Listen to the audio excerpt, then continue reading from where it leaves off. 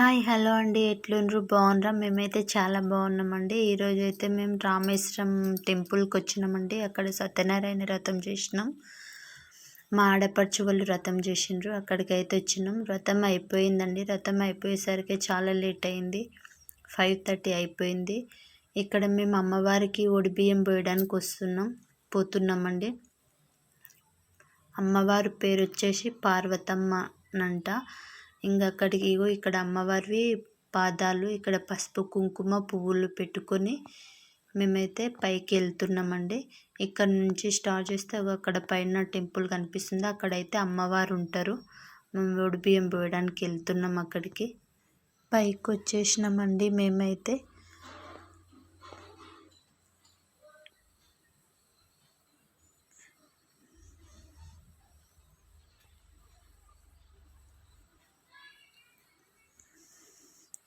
మేము వచ్చేసరికి టెంపుల్ అయితే బంద్ చేసి ఉంది. మేము వచ్చిన తర్వాత టెంపుల్ తెరిపించినాము.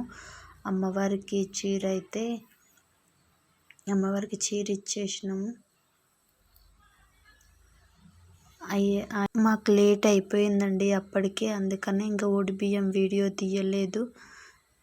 ఒడిబియ్యం అయితే పోసేసినాం. ఇంకా భోజనాల దగ్గరికి వెళ్ళిపోయినామండి మేము. అప్పటికే చాలా లేట్ అయింది.